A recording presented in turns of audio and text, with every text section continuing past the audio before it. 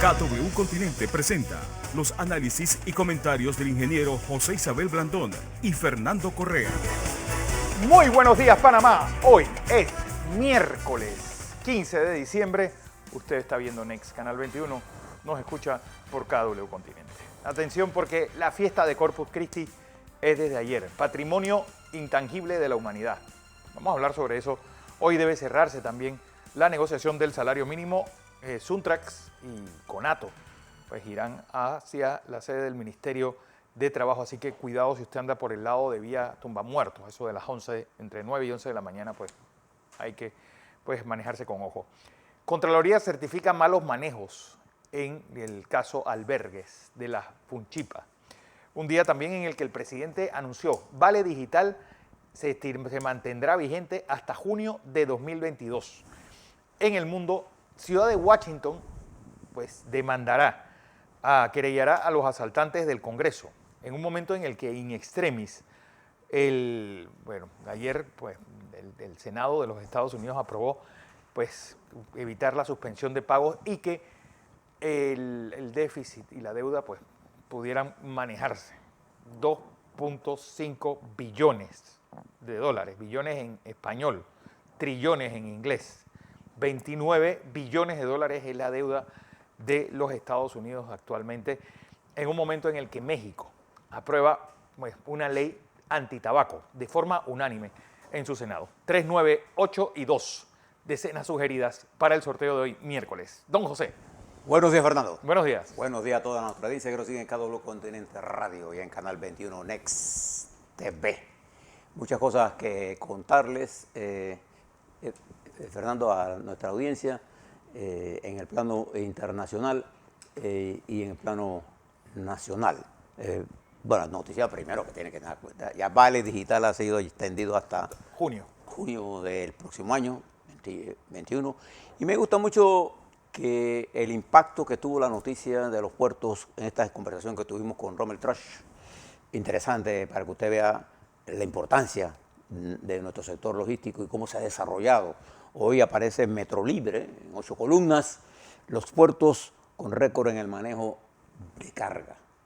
En la entrevista que escucharon ayer con... Esta es la Cámara Marítima. Pero para que usted vea la importancia que usted le debe dar a estos temas. Y también aparece en el Panamá Médica un interesante artículo sobre este problema de la extinción de dominio. Se lo recomiendo que oje estas importantes noticias. Yo quisiera, Fernando, si me lo permites, para que nuestra audiencia tenga un manejo que les permita ir elaborando su propia historia, la suya, sobre lo que está ocurriendo en el mundo y en nuestra región y cómo eso nos está afectando. Y fíjese, voy a partir por darle una visión global de algunos puntos que usted debe usar cuando haga sus análisis de la coyuntura nacional, de lo que está pasando en Panamá, de cómo afecta su vida, su familia, sus hijos y la internacional. En primer lugar, usted tiene que mirar todos los procesos electorales que ha habido en nuestra América y el mundo. Lo que pasó en Alemania, por ejemplo, en donde un partido como la socialdemocracia, que antes de comenzar el año tenía 3-4%, ¿no? Ahora el canciller es de ese partido. Y como una mujer de la estatura de Angela Merkel pierde las elecciones, su partido, por un candidato que no supo llegar al electorado. Y en el medio surgió la candidata Green, verde. ¿Por qué está ocurriendo eso? ¿Por qué en nuestra América, Fernando, está desapareciendo el centro político? ¿Por qué? Porque la noticia no es el resultado de las elecciones, la noticia es qué mueve toda esa corriente, qué es lo que está pasando en el mundo. La primera cosa que le tengo que decir es que una de las características, Fernando, de esta época es el simplismo que ha generado el populismo. El simplismo, por ejemplo, para decir los problemas de Panamá son responsabilidad de A. Sí. O el simplismo del expresidente Trump en los Estados Unidos, ¿no? Que él era la única salvación. Entonces, esto ha dado como origen a un populismo tanto de derecha como de izquierda. Que van a elecciones el domingo en Chile. Sí. Y ahora le hablo de eso, porque ese populismo que ha hecho ha llevado a eliminar el centro político de casi la mayoría de los Yo procesos. creo que más que el centro político, la política en general. Los partidos políticos son las grandes víctimas, bueno, por su propia causa, de todo lo que está pasando y son los que han dejado que los extremos te vayan tomando todo el espectro. Y ese simplismo político ha impedido que usted, que yo, que todos los demás pensemos. No nos tomamos tiempo para pensar, sino tenemos tiempo para opinar o para oprimir un botoncito de las redes sociales, Twitter, Instagram, Facebook, y no nos damos cuenta del daño que estamos haciendo al promover estas redes, que el daño que le hacen a sus hijos en particular y a la estructura orgánica del Estado es terrible por ese simplismo. No hay ningún problema complejo que se resuelva fácilmente. Ninguno. Entonces, el simplismo, las redes sociales, este extremismo que ha generado el populismo, más nos cae en medio la pandemia. Pero ya veníamos sufriendo de un sistema económico que había y está generando una desigualdad insoportable. La pandemia lo único que hizo es ponerla frente a nosotros, con toda la crudeza. ¿Y quiénes se han hecho ricos en la pandemia? Los multimillonarios. Sí, los que eran ricos. Hoy usted tiene que ver las cifras, que son asombrosas. ¿Y quiénes se han pauperizado? Se han vuelto más pobres. La clase media. O lo que un político llamaría la proletarización de la clase media, que ha llevado a un nivel alto de irritabilidad en uno de los sectores de mayor estabilidad, donde hay desarrollo de la clase media. Es un país desarrollado. Hay un país desarrollado y estable. 60 millones de nuevos pobres, de gente de clase media hacia los estratos Usted lo mira en más bajos Panamá. América Latina. El 30% de nuestros muchachos están desempleados. Ese es el drama que estamos viviendo en el mundo y lo queremos resolver con simplismo. Bueno, algunos, pues. Algunos. Ahora le traigo uno de los simplismos. Como un ejemplo, le traigo esto para ver el caso de Ampime.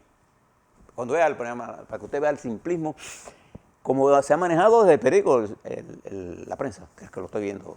Cuando yo veo una noticia más de 5 o 6 veces publicada en forma consecutiva, ya sé que es una campaña. Entonces, ¿esto qué ha pasado? Observe ahora esto que le estoy diciendo en forma práctica. ¿Qué pasó en Perú? El país quedó en los radicalismos, el fujillerismo, utilizando como esquema de ataque el miedo al comunismo, cuando durante las últimas décadas gobernó el liberalismo económico. Y Pedro Castillo, por otro lado, manejando el populismo de izquierda, prometiendo distribución de una riqueza que no existe.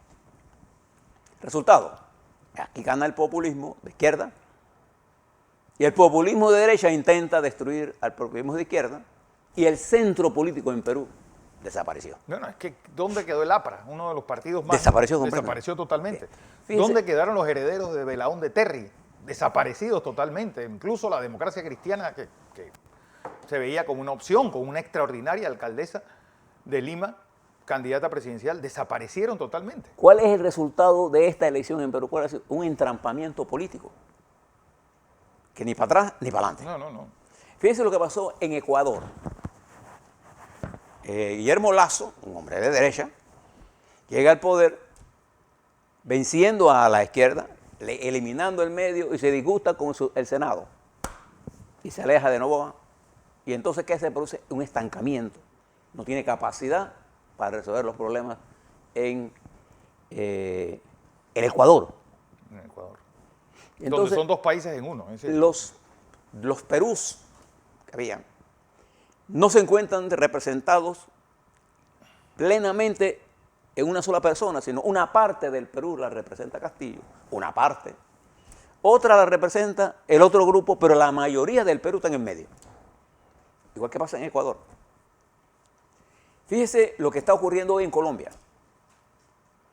el oficialismo que representa, digamos, la derecha y la derecha, centro-derecha, está arrinconada por la caída del uribismo y por los problemas que está pasando el presidente Duque, ambos con casi 70% de evaluación negativa. Y entonces se mueve el espectro político ahora entre el centro izquierda y la izquierda y unas nuevas figuras de la derecha. Esa es Colombia, lo tenemos aquí al frente. Pero hay muchas Colombias ignoradas por las élites. Ahora fíjese lo que está pasando en Chile. Y yo les recomiendo, Fernando, que se lean una entrevista que en la BBC de Londres, en la BBC. En la bbc.com. Le hacen a Sonia Montero. bbcmundo.com es la web. Sonia Montesino, el nombre de ella. Una antropóloga sobre la situación en Chile. Fíjese ahora Chile que entra este domingo a la elección. ¿Cuál es el escenario de Chile? En Chile, y voy a citar lo que dice ella, en Chile el experimento de un mercado salvaje ha tenido como resultado una precariedad extrema. ¿Usted recuerda el modelo pinochetista? De los Chicago Boys. Implementó un éxito en los modelos en los indicadores macroeconómicos, pero rompió la estructura de protección social y el Estado se volvió de espaldas a esa gran masa, a los diferentes Chiles. Y se produce una precariedad inclusive de la clase media en Chile. Es una realidad. Pero ahora Chile se encuentra atrapado entre los dos extremos. Un CAS que promete principalmente seguridad. Seguridad, más recordado por el pinochetismo y su campaña contra Boric es el anticomunismo. Y el de Boric es la repartición de una riqueza que no existe. ¿Ves? ¿Y dónde están en estas elecciones los partidos del centro derecha, del centro izquierda han desaparecido del mapa? La concertación chilena, modélica. Y fíjese, este es un país en donde todo el mundo habla de la igualdad de género.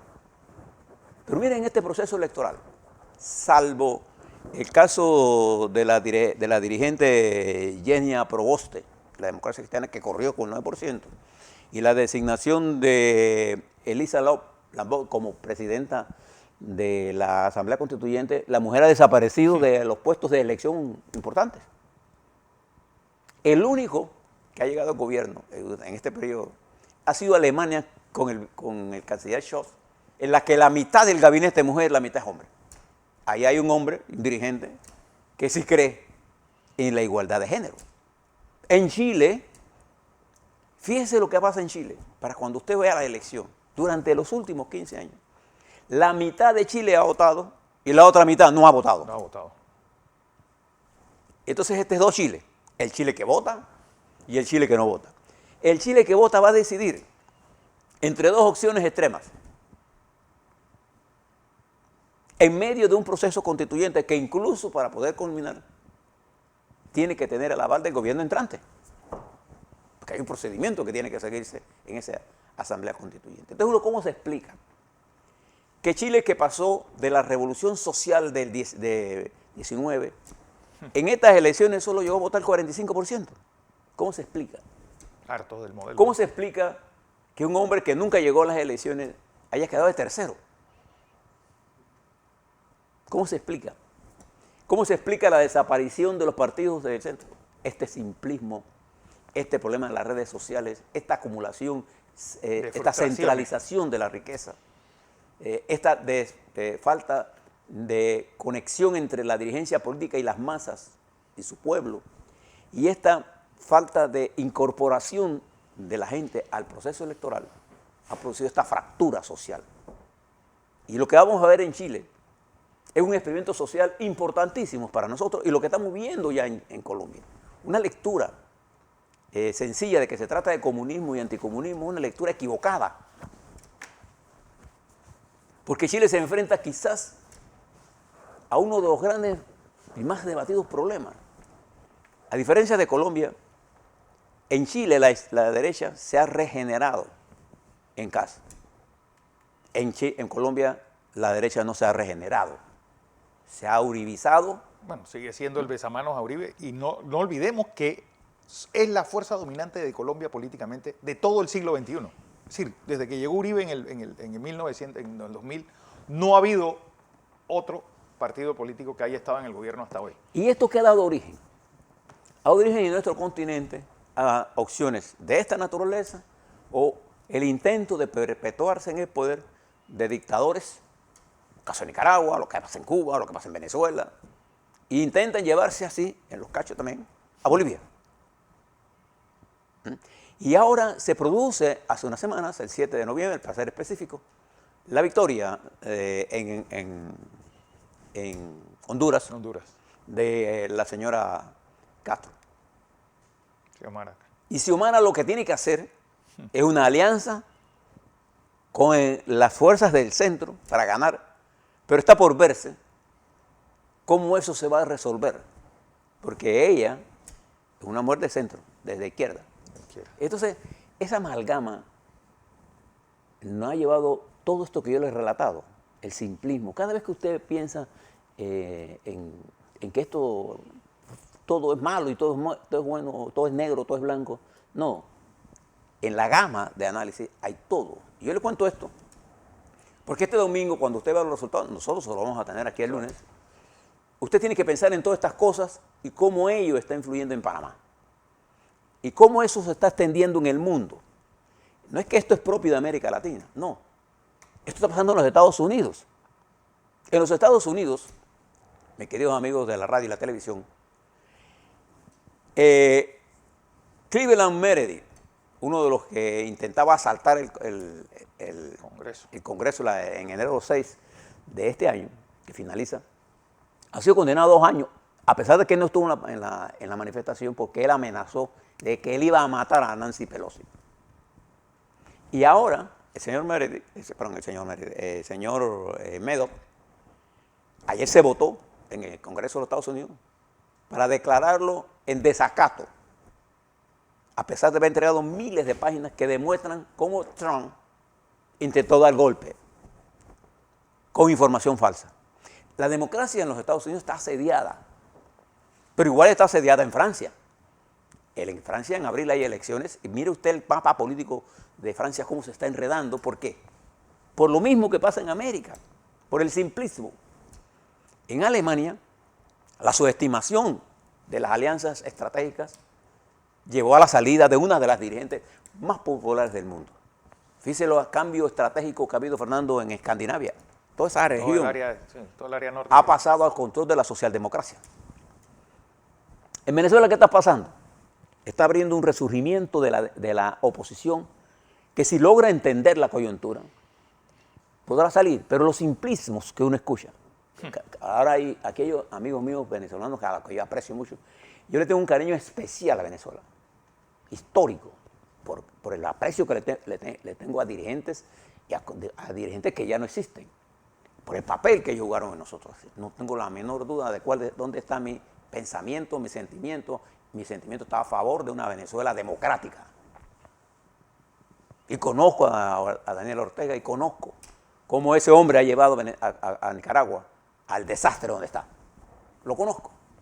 Entonces, lo que quiero plantearles con esto es que esto que usted está viendo en los Estados Unidos y que ayer el presidente Trump, en una de las conversaciones que conocimos, decía que el ex vicepresidente de él, Mike Pence, está herido mortalmente porque no se prestó a la jugada de él de que declarara y retirara, mandara a su estado las actas de donde se proclamaba a Biden. Él no podía hacer eso por constitución.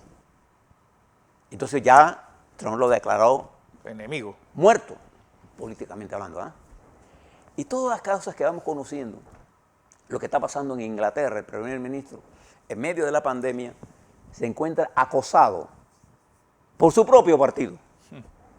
Un hombre que ganó las elecciones en una forma abrumadora, Fernando. Y en medio de todo esto, hay varias variables que son tan complejas. Una de ellas es el COVID y todas las cosas que está produciendo el COVID. que ha puesto hoy de rodillas a Inglaterra. Los Estados Unidos están en una situación crítica por el COVID.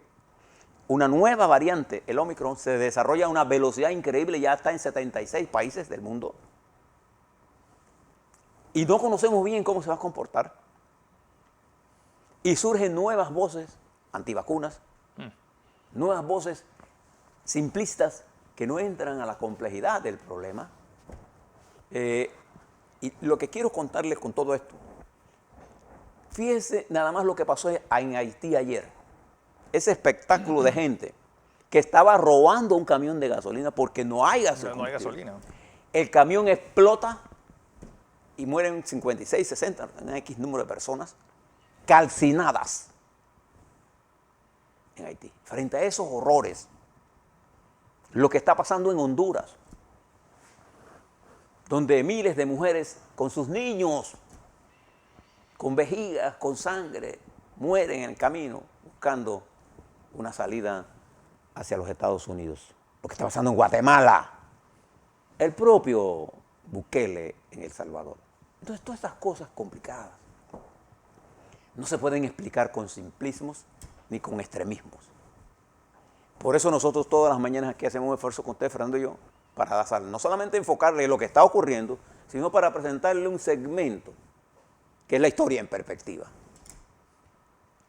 A la vuelta, hablemos un poco de Panamá, el COVID y las cifras, pero yo quiero hacer un análisis de lo que está pasando en ANPIME, como un medio, en forma consecutiva, ha venido haciendo publicaciones. ¿Y cuál es la verdad de lo que está ocurriendo? Y entonces usted compare, porque ese simplismo le está haciendo un daño a la estructura nuestra. Y ese odio que se encuentra entre pecho y espada. Fíjese lo que le voy a leer aquí. Saqué una nota de este artículo de Sonia Montero. Dice que un intelectual mapuche dijo que a Chile solo lo salvaría la ternura. Oh. ¿Por qué? Porque Chile ha perdido la capacidad de enhebrar. ¿Sabe lo que es enhebrar? El diálogo, la discusión seria, respetuosa, armónica. Este mapuche dice que solo la ternura lo podrá salvar a ellos Y a y a nosotros. nosotros. A la vuelta, todo esto y más.